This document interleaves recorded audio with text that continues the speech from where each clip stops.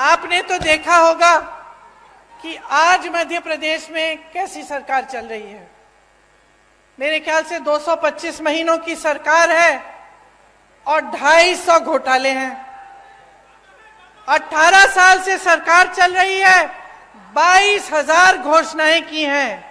मंडला जबलपुर की जो सड़क है 10 साल से बन रही है, 10 साल से।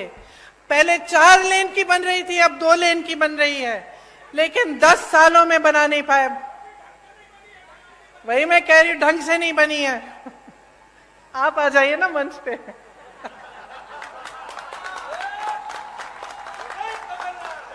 मुझे बताते रहिए।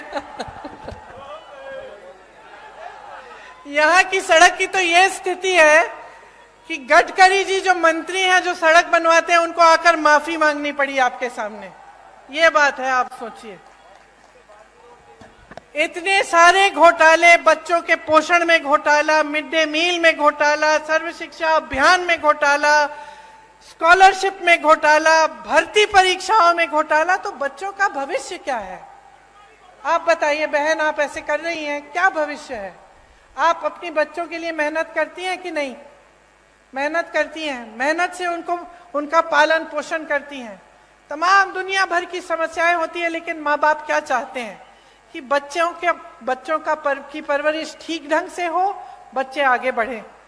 लेकिन आपको अंधकार ही अंधकार दिख रहा है। जब आपके स्कूल में पोषण पर घोटाला हो रहा है, जब स्कॉलरशिप पे घोटाला है, जब भर्ती की परीक्षाओं में घोटाला है, तो बेचारा नौजवान करे क्या? स्कूल करता है, पढ़ाई करता है, अच्छे अच्छे अंक भी लाता है, आगे जाकर फीस भरता है, ट्यूशन करेगा, भर्ती परीक्षा के लिए तैयारी करेगा बेचारा। माँ बाप कभी कभी घर से बाहर भी भेज देते हैं, दूर कहीं पे ट्यूशन सेंटर में, किसी शहर के अंदर की, जा बेटा पढ़ ले, अच्छा भविष्य बनेगा। और फिर क्या होता है? उसमें घोटाला हो जाता है, हर स्तर पर घोटाला। तो बेचारा परीक्षा देता है, परीक्षा में पास भी हो जाता है, लेकिन नियुक्ति नहीं होती, क्योंकि घोटाला हो जाता है, सब कुछ बंद हो जाता है। तो जब अगली पीढ़ी, आने वाली पीढ़ी के लिए भी कुछ भविष्य में दिख नहीं रहा है, उम्मीद ही नहीं रही, तो आगे कैसे बढ़ पाओगे? आपका विकास कैसे हो पाएगा? सबसे बड़ा व्यापम का जो घोटाला हुआ यहाँ, पता नहीं कितने लोग मर गए उसमें, किसी ने इंक्वायरी, जांच तक भी नहीं कराई, और वही सरकार चली जा रही है, चली जा रही है। मां नर्मदा पे घोटाला, महाकाल में घोटाला, मंदिर में जो मूर्तियां लगाई हैं उस पर भी घोटाला। तो थक नहीं गए हो आप? थक गए हो? थक गए हो ना? क्योंकि आखिर देखिए, जो नेता होते हैं, राजनीति में आते हैं, किस लिए आते हैं?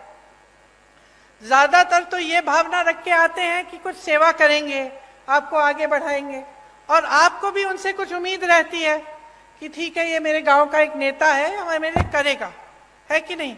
लेकिन जब आपको दिखता है कि चाहे कुछ भी मंच पे आकर कुछ भी कह रहे हैं, आपको कुछ भी कहानियां सुना रहे हैं, लेकिन सच्चाई इनकी कुछ और है।